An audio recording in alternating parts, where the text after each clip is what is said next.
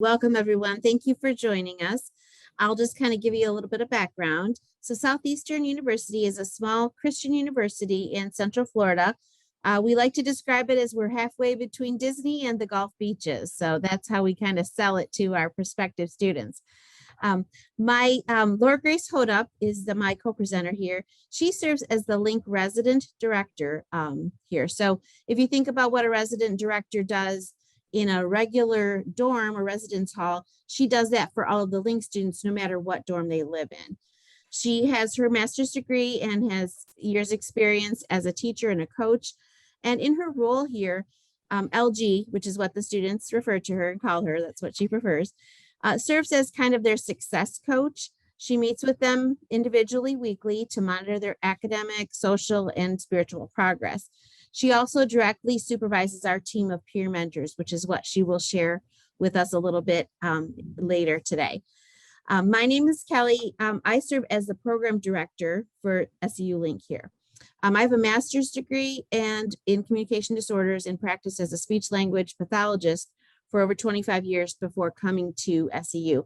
My specialty and kind of my passion was always for treating patients with traumatic brain injuries. I really enjoy focusing on the cognitive communication skills and helping them return to independent living, which is how I kind of made my transition to this role.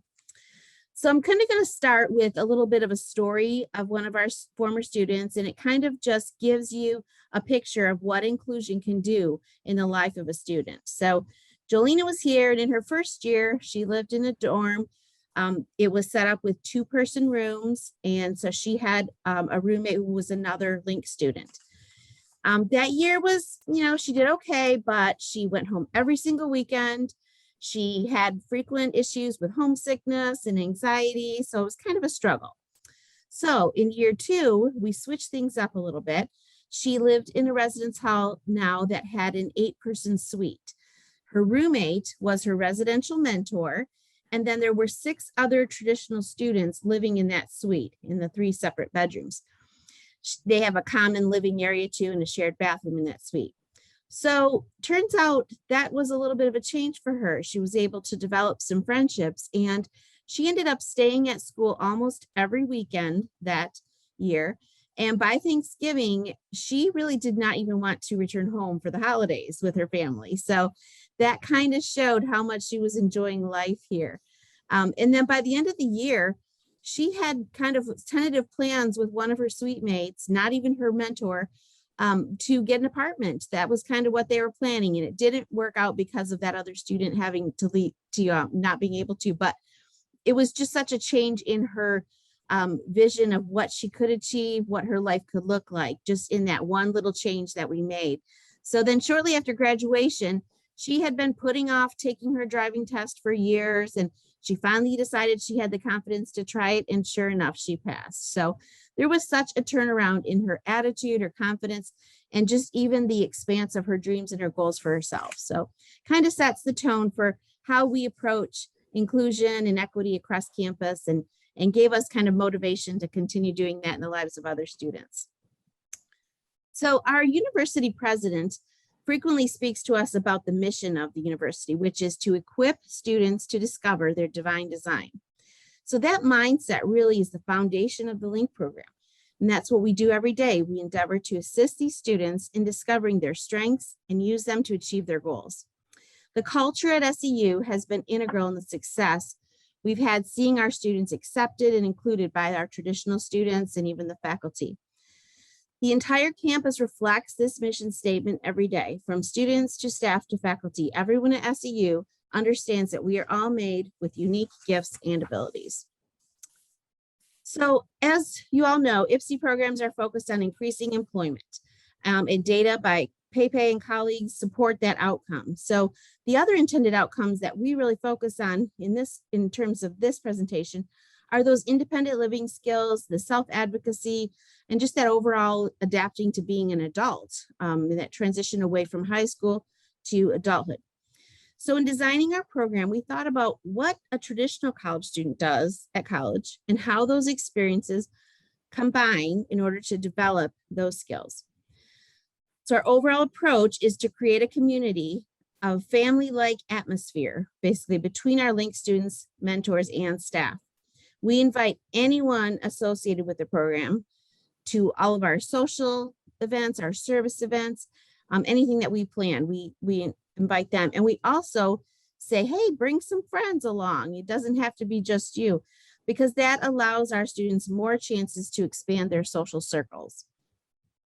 So in our kind of planning, we discovered 4 areas where we felt students could be included in order to experience college like any other student.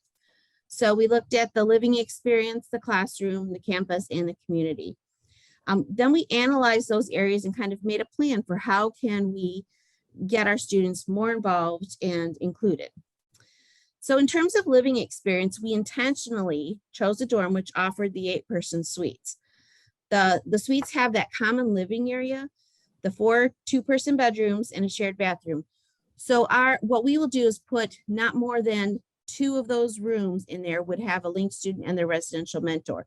So the ratio would never be less than 6-to-2 of traditional to LINK student. That common living room, that shared bathroom, gives that significant exposure and interaction with extra traditional students, not just limited to their individual mentor. It's even proven to be, we've seen incredible friendships develop in those suites, and it's proven to be a source of mentor recruitment as well. It's not uncommon for those suite mates to get to know our students and then contact us and say, hey, can I volunteer with your program, or even apply for some of the paid mentor positions that we have. The other area where living experience, where we really try to match the experience of a traditional student, is in the selection of roommates that second year. Obviously, the first year, they typically don't know people on campus. So kind of similar to what most freshmen experiences, they're matched up with a roommate. So that first year, that's how we do it. The second year, most college students are able to choose who they live with. So if that works out, and if that is the case, then we want to be able to offer that to our LINK students as well. Well, this past year, it worked out for several of ours. One story is Arushi and her roommate, who was her mentor.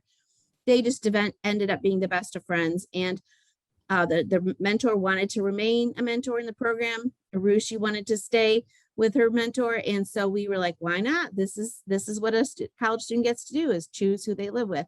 So they are roommates again this year, and they're really dreading when she completes the program, because they can't imagine not being together every day. And then Connor, he was another one who he made so many friends his first year here. He brought us during second semester when we were planning this fall. He brought us one of his friends and says, this is who I want my mentor to be, my roommate for next year. And we said, okay. And so we interviewed him, and we did the background checks, and really checked him out, made sure that he was going to be an appropriate mentor. And we said, okay, you got it. And have allowed them to, again, mirror the experience that a traditional college student would get. One of the enhancement features that we just are in the process of adding and kind of implementing this year is this apartment living option. So we have some houses on the backside of campus, which are kind of the highly coveted living arrangements for our traditional students here. You have to really qualify, be in honors college, different ways to be able to live in them, upperclassmen typically.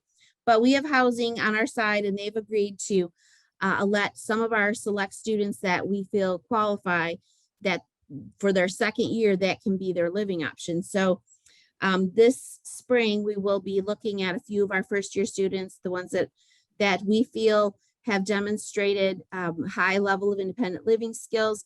And if they're interested and they qualify, they will be able to live in the Buttercup houses.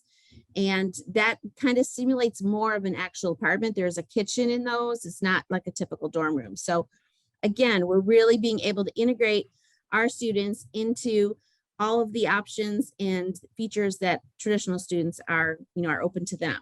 So in terms of the classroom, LINK students take 2 courses every semester, which is half of their course load, in inclusive courses. So those are either a general ed type requirement, such as like English Comp 1, or they're related to their career concentration. We want them exposed to the content of something that's going to benefit them in their career field. We wanted to, however, we don't use kind of an audit approach as some places do.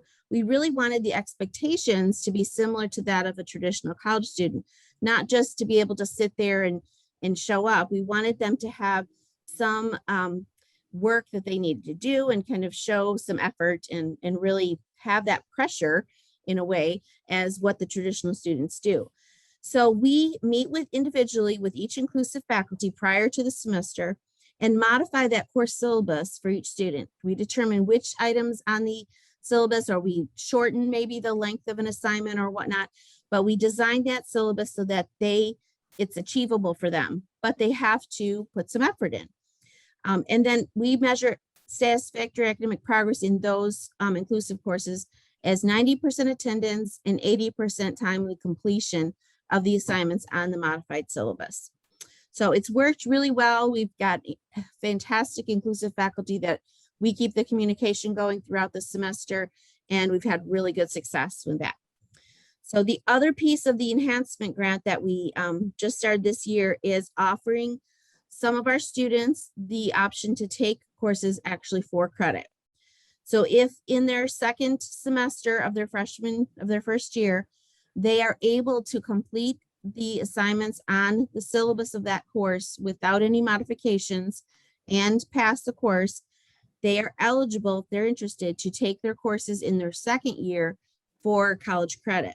And we have one student right now taking two traditional courses for credit according to the syllabus, and he is just excelling, just phenomenally succeeding, and it's been really a big win. So because of him and his continual self-advocacy he doesn't want to leave here, he wants to continue that. So we are currently in the process of writing a new policy to allow an extension, a third year, and potentially even offer, a transition to general enrollment or admission. So that's kind of exciting that that's going on and giving him, again, the option to do as much of a traditional college that a traditional college student would experience. So we also looked at campus and community. We're going to talk more about those in a few minutes, but things like events, the clubs, intramurals, internships in the community, we'll get into those in a little bit more detail.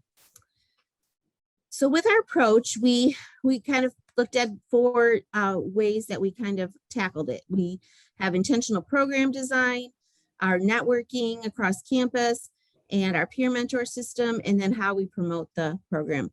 But before we dig in, I did want to share this logo that's on this slide was designed by one of our students here. She could kind of be considered our artist in residence because she's so talented in a number of areas, but we love the logo she created. It shows the diversity, the connections, which are the little links that we say, in the transition to independence with the symbolism of the bird flying away. So it kind of just, we're trying to get some t-shirts made with that logo right now, thanks to her, but I feel like it really kind of showed what we're all about here.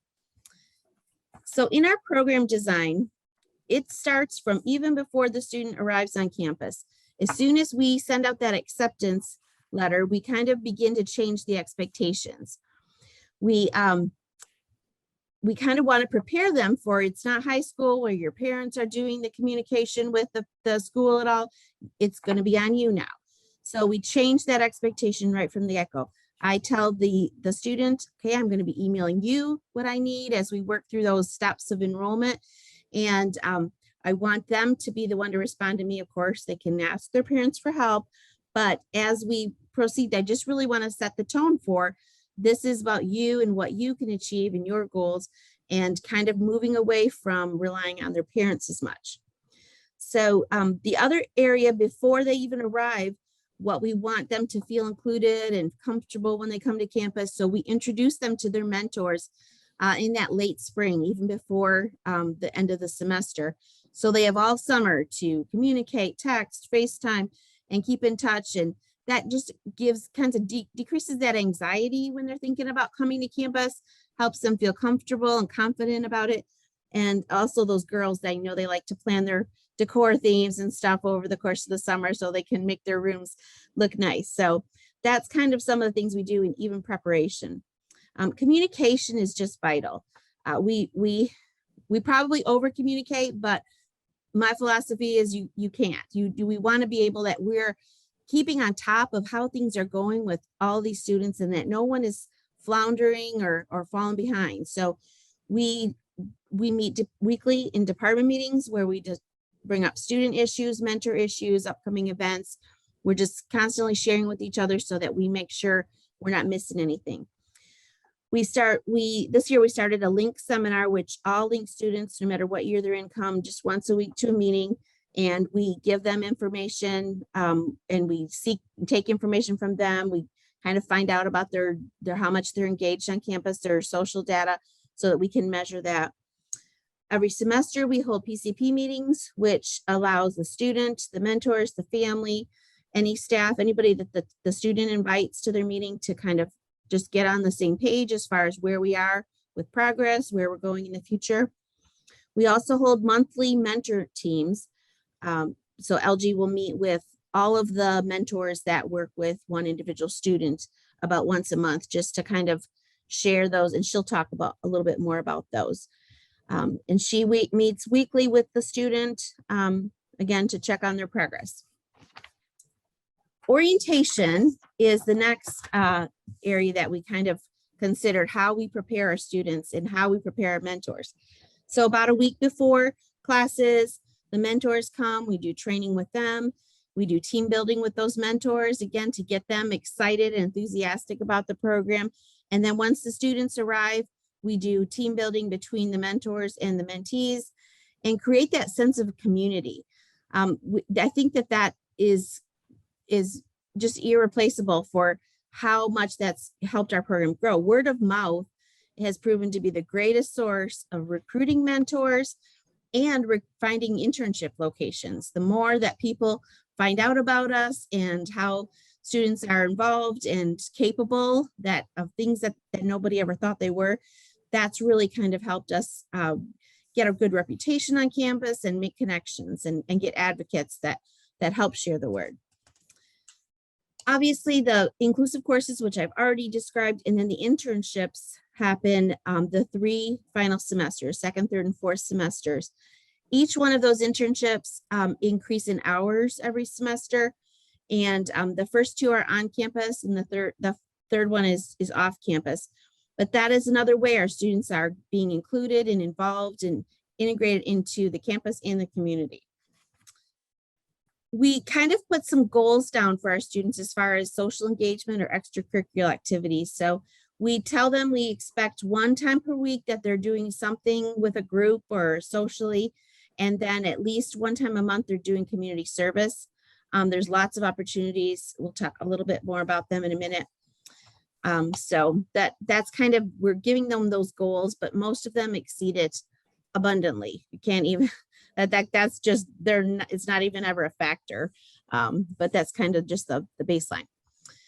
So networking across campus, you have to be a cheerleader, basically, promoting the program, talking about it with everybody you know and meet on campus, just to continue to get the word out, to find those internship spots. Obviously, finding an advocate in administration who supports the mission of the program is key. And we've had that here. Luckily, our president and his wife, who's also a faculty member, have been involved in the program from the get-go and very supportive. So that really has been a key. And then it's just one by one, finding these people across campus that will get on your side and help you with developing policies. So working with housing and residence life when we wanted to change the dorm that we were choosing, and helping create the policies. We worked with the registrar in how they track the courses and manage the LINK units so that they can achieve, that they can prove that they've earned the certificate that they earn, academic advising. So all of those day-to-day operations, you just one by one, each department I would go meet with, talk with, create policies, get their insight. And then lots of places on campus have served as our internship sites. So that's another important way to kind of get yourself out about across campus. The Welcome Center has offered internship spots to our students. One of them worked even in the marketing department, and she's our artist. So she again was able to create logos and create things for them. The campus bookstore has actually did a paid internship for one of our students. Athletics, some of our male students are very involved in sports, so they were excited to be able to participate in the photography, the social media aspects of the games, even some of the game day operations, the missions department, and even the career center. So extracurricular activities, we wanted our students again to have the opportunity to be involved in any kind of area that they showed interest in. So we connected with student government to get those contacts and those schedules for when things are going on campus, any of the clubs that exist. One of our students is very involved in the history club, and that is his thing, and he goes to all those meetings. And lots of community service events also happen basically by campus organizations starting them, and then they go into the local community to offer those. One of our more unique features is the partnership we developed with the kinesiology department. We wanted our students to develop healthy, active lifestyles and healthy habits, and their students wanted the opportunity to work with students that have unique challenges or differences. So we have arranged kind of a workout buddy system. So their students partner with ours. They meet once or twice a week and walk them through some of the workouts and make sure that they're using the equipment correctly. But, you know, we all know working out is way more fun when you're doing it with a buddy. So, and again, it's helped them develop those friendships. In addition, expand their social circles. Many times I'm astounded. I walk, you know, somewhere on campus with one of my students and they know more people than I do. They're just constantly waving to people and saying hi. So that's encouraging and rewarding to see that. Other departments of the spiritual formation, our students love to go to chapel, and they've been able to be involved in events that department practices. And then I mentioned athletics already. One of our students was able to participate with the cheerleading team by attending their practices and kind of helping out and just getting to know the students. She was able to attend the games then too and hang out with them, with that team. We also made an effort to really meet with all of the different deans in the colleges and as many faculty as we can on campus. It proves as a source of internship opportunities, as well as sometimes they'll give us information on which inclusive courses they would recommend for our students. And then mentor recruitment. We go to talk to some of the ed courses and say, hey, we need mentors, and the ed department, they have been a good source, and then social work as well. We've used their intro to social work students are required to do 40 hours of field work during a semester. So one of their opportunities is to pair up with one of our students and be either social or academic mentor, and they get that credit, but it also ends up developing into a friendship. And more often than not, those students end up wanting to then again be apply for one of our paid mentor positions the following year. So once they come and they get to know and work with us, they tend to want to stick around and continue their involvement. And then more recently, we've really developed or expanded our partnership with social work. This year, we have a GA, a grad assistant, who is a master's level social work student. That is our grad assistant, and she's phenomenal, doing a lot of our data collection and management and just keeping everybody on their toes with communication. She helps out a lot. And then they have placed a bachelor's level social work intern and a master's level social work intern in our department. Once we've seen their involvement, I kind of said to the person that wrote the original grant before I was here, I said, how did you start this program without social work? Because it is integral. We are seeing the needs of our students are some of those social emotional issues that all of us in the whole world have experienced in the past 2 years. Well, our students are not immune to that. So having these specialists and these people that are trained in counseling has really, I think, added to the value of our program, and we're able to support our students in additional ways. And I really think just keep everybody on the same page and a little bit healthier. So this year, we also initiated a meeting each week on Mondays. We call it Link Seminar, and it's used to provide announcements to the students, topics. We kind of do some educational topics briefly on like budgeting, which is something that we all could benefit from. And majority of the traditional students could also benefit from some of these lessons. But we also obtain that social inclusion data from the previous week. And then we're using it also to connect students to resources on the campus and in the community. So some of the speakers that we've invited to just do a brief 15-minute include the Title IX coordinator, that one of the new dean of the College of Education. And this past week, we had one of our campus security officers who talked about personal safety and how to access the security sources and what they can do to help our students remain safe. In the spring here, we wanted to kind of expand that to the community. So we're looking for people in the community that can come and be one of those speakers. So we have invited a local school board member to come and to talk about good citizenship, voting. If you want to advance the slide, LG. So she's going to come and talk about all those kind of citizenship aspects. So the other ways that we get our students involved in the community are those community service events. We try to organize one once a month and invite students, mentors, anybody that they know to kind of come and participate. But there's also other options on campus. There is a group that takes students into there's a local elementary school and they do food distribution sometimes. There's a kids pack where they pack backpacks for food with families with food insecurity. And then some that go into local neighborhoods and do activities with children, kind of lower socioeconomic neighborhoods, and facilitate some activities there. So lots of those. And again, I think I've seen it help our students because when you take the focus off yourself sometimes and you do for others, it helps build your confidence. And again, it helps you be more positive. We encourage our students to attend local churches, get involved that way. And that's also proven to be a source of internship sites on occasion. We facilitate our students to go through the Citrus Connections, which is our local public transit company. And that benefits them. They're able then to use that service, the door-to-door service, to get to their off-campus internships in their final semester. In addition to any kind of social outings or shopping that they want to do, they have that ability. Again, it ends up being a little cheaper than Uber and safer too. So, and then internship opportunities, again, have provided our students inclusion in the community.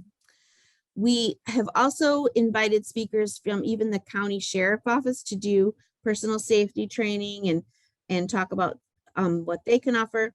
And then we've taken class outings in kind of an experiential learning kind of format to places like Publix, to a bank to learn about some of those financial management tasks, and then even a local, it's kind of an apartment living complex for individuals with disabilities. So we took our students there on a tour. So kind of getting them out and involved. LG is going to talk to us about our peer mentoring system. All right, thanks, Kelly. Well, as Kelly mentioned, I work really closely with our peer mentors, and I'll just start by saying that we've really found our peer mentors to be one of the foundational ways that we really can increase inclusivity across our campus. And so each of our students has 3 mentors: a residential, social, and academic mentor. And while there are some specifics with each of these roles or some specific expectations, really the overall goal is that these 3 mentors will really help to serve our students by expanding those social circles. So with our residential mentors, these students are roommates to our LINK students.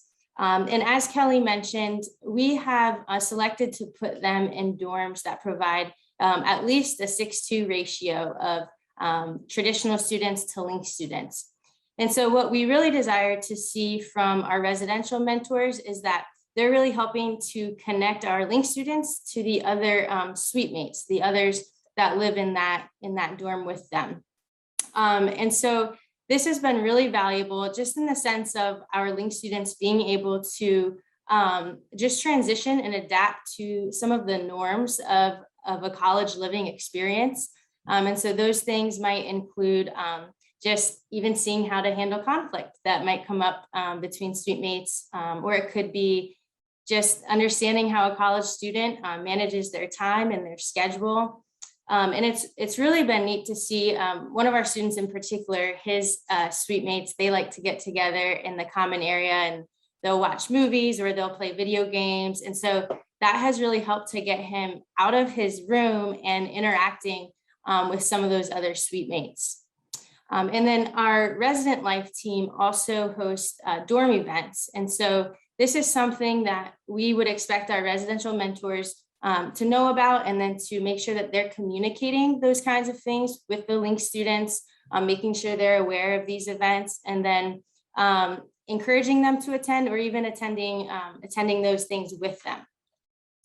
And then with our social mentors are really like a built-in friend on campus. And we think it's important, especially early on when they're transitioning to being in a new place and they're really trying to establish some friendships, that those social mentors play a key role in kind of setting that trajectory. And so it could be as simple as, going to a dinner on campus with them, or it could be going to campus clubs with them for the first time, but really trying to help connect the Link student to things that they're interested in, that they can be involved with throughout the rest of the year. And then we also really encourage our social mentors to have a variety within their meetings. So we require that they meet up for at least once a week, and typically it tends to be a lot more than this just because they develop such a good friendship. But they will provide us with a weekly summary of their interaction, and that way we can just ensure that there are a variety of things taking place. So as I mentioned, it could be being on campus and going to a meal with the student, but it could be maybe going out to the grocery store or going to Starbucks to study, but things that would simulate some of the outings that a traditional college student might experience. And I love, there's one student in particular who he usually goes to dinner with his social mentor each night. And there was one particular day that his social mentor wasn't able to go with him. And it was really cool because he had such good rapport and such a good relationship with the social mentor's friends that he just got together with them and went to dinner, and he didn't even need the social mentor to be there in order to reach out and to ask. And so that's really kind of the heart behind what we're looking for, is that they feel that bit of independence to be able to go and do that, and they feel comfortable to do it to the point where they don't even necessarily need the mentor there with them. And then our academic mentors, again, just serve as another connection for our students to have on campus. So each of our students has at least one, some have a couple of academic mentors. But again, this is kind of helping our students to transition into some of those norms of what does it look like to be a college student in the way of academics. And so they are really helping to model some of those strategies, but then also to kind of help provide some of those tools to our students. So for example, if a student was maybe unsure of some of the details of an assignment, or didn't exactly understand the requirements, one of our academic mentors would encourage them to pull up an email and email the professor for clarification, because that's how any other traditional college student would go about it. And so really just trying to give them the tools that they need to be able to be successful in that realm. And as Kelly mentioned, so many of our academic mentors, once they've built some rapport with our students and they've kind of built a friendship, then they typically reach out to us and will ask us, hey, is there any way that I can be involved even more so? And so we've actually gained some great residential mentors through the establishment of those academic mentors. And so that's been really cool to see some of those relationships taking place as well. And then because we believe our peer mentors play such a valuable role in the inclusion piece with our students, we really think it's important the kind of environment that we create for our peer mentors. We want this experience in our program to be something that they really think highly of, because so often they are one of our best recruiting tools for gaining more mentors. And so we really try to make an effort to make sure that that our mentors are enjoying the experience, for one, but also that they just feel supported. And so one of the ways that we really try to do that is by training our mentors. And so we'll have them come to campus a few days before our LINC students come, and we'll kind of walk them through an orientation where we kind of set the expectation for them. And then we might walk through a few scenarios of what they can expect throughout the year. And then from there, it's really a time for them to build some camaraderie with each other too, so that they can get to know just who the team is, who is the team of mentors that they can rely on. Because I think Kelly briefly mentioned that in the way our dorms are structured, there's typically 2 mentors in an entire suite. So 2 of those 8 people in the suite would be mentors. And so they can kind of work together even a little bit with their LINC student if they need just that a little bit of extra support there. So it's just a good way to build some of that camaraderie amongst them. And then just making sure that they feel supported. And so this can happen formally or informally. We kind of use both of those models, but one of the ways that we do that is through weekly evaluations. And so each one of our mentors has a specific evaluation form that they turn in that's kind of specific to the role in which they see their mentee. And so that's just a chance for us to look at that data and see, is there any area of concern? Is there anything we need to address? Are there any successes that we can highlight with the student? And that's typically something I'll look at before I meet weekly with the student, so that I can go over those things with them. And that kind of takes the role of sometimes playing bad cop, if you will, with some of our students. It takes that away from the mentors so that they can really hone in on that role specifically and not feel like they also have to address some of those concerns. And then, as Kelly mentioned as well, we do meet with all 3 of the students' social, residential, and academic mentors together. Again, because all 3 of these are seeing the student in a different setting. And so it really helps just to gain the perspective of each one of them, but then it also allows them to hear from each other. And so it just helps us all to be on the same page. So they're hearing from each other, and they're also kind of building that relationship to know, like, okay, these are my, this is my support team. These are the people that are in my corner helping me to just know and understand the ways that I can continue to support the mentee the best that I can. And so we'll talk through some of those things in those monthly meetings. And then it's just making sure that they know we're available for them as well. And so that could be stopping by the office. It could be a phone call, or maybe it's a conversation over lunch, whatever it is, but just making sure they know that we're here and we're accessible should they need us. And then third, we just want to create opportunities for them to all be together. So LINC students, mentors, and really any other Southeastern student.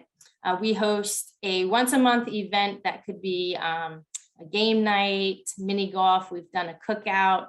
But really, all we're trying to do is create the space for them to all be together, continue to build those relationships, continue to expand those social circles. And again, it really, we have found that it really has helped to create kind of that family atmosphere, and just that atmosphere of knowing, this is a team, and we're kind of all in this, helping each other out. So, and then finally, we want our mentors to stay motivated. And so a few ways that we try to do that is one, just by recognizing a mentor that has maybe gone above and beyond We keep little $5 Starbucks cards handy. And so when we notice that a student has maybe a mentor has gone out of the way for one of our link students in a particular way, then that's something that we want to highlight and we want to acknowledge. It could also be just acknowledging their efforts through an email or a note of encouragement. We like to give goodie bags on their birthday, but just little things to help them know that we really value and appreciate them. They do so much to ensure a quality experience for our students. And so we just want them to really feel like a valuable part of the team, because honestly, our program would not be what it is without them. And so we want them to really feel that and know that. And I guess I'll just kind of close with a story that kind of, I think, just points to how valuable the inclusion piece is and how our mentors kind of play a role in that.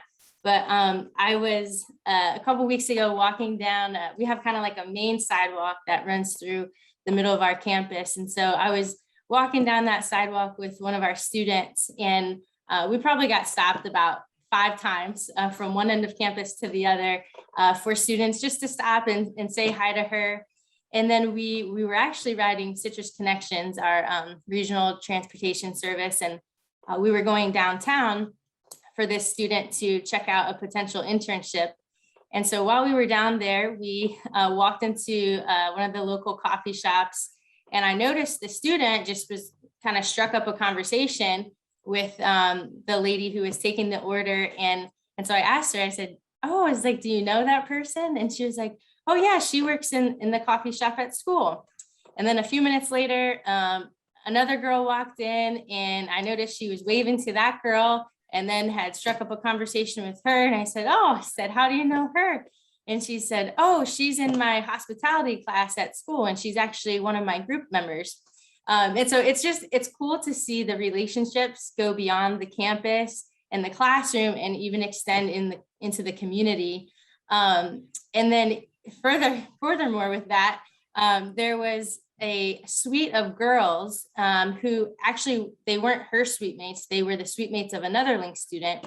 And they found out that she had a Special Olympics golf competition coming up that weekend. And so they all wanted to surprise her and travel. It was about an hour away. And all these girls, these 8 girls, got together and went and surprised her at this competition. And again, it kind of goes to show the relationships with the mentors. And when they are developing those relationships, they're really helping to bridge the gap so that this student was able to get to know a whole suite of other girls that weren't even in her particular suite. So it's just been cool to see kind of how that inclusion piece really does help to create a quality experience for our students. So I'll send it back over to Kelly and let her wrap up with some of our promotional items. Thanks, LG. So we like to talk about our program. So we share every month in a newsletter that goes out through email to anybody associated, our advisory board, students, mentors, parents, inclusive faculty, internship supervisors, anybody that's had a connection, we like to send our newsletter to, and it keeps them up to date on everything that's happening. We also share through social media, Facebook and Instagram.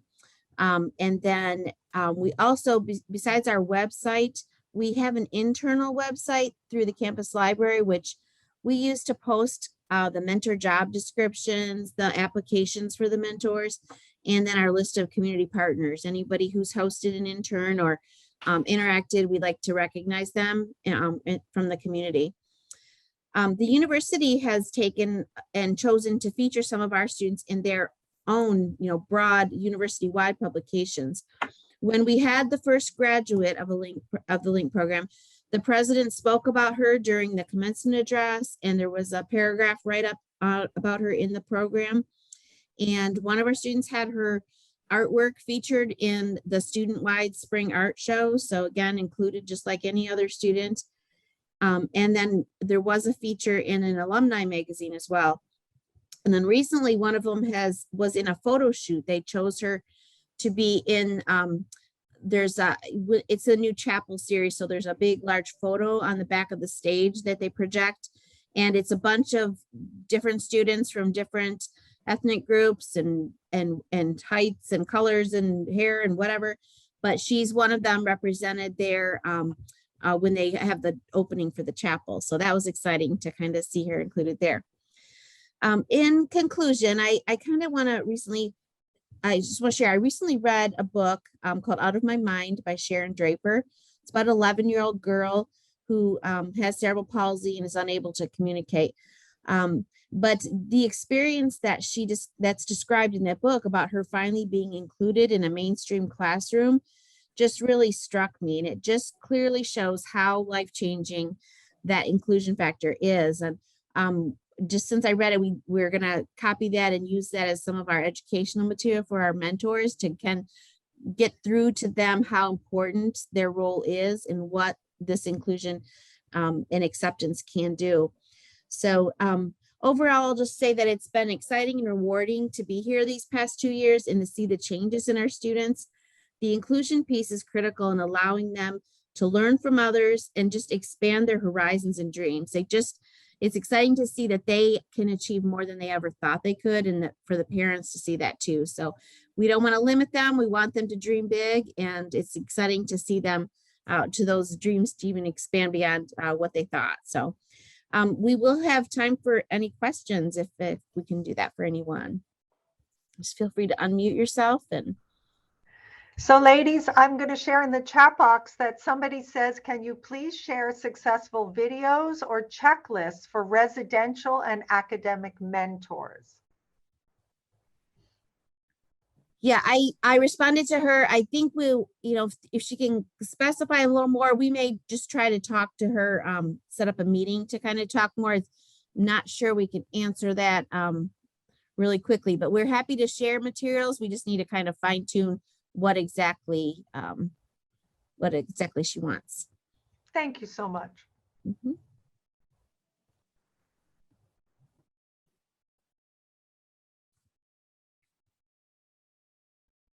Any other questions?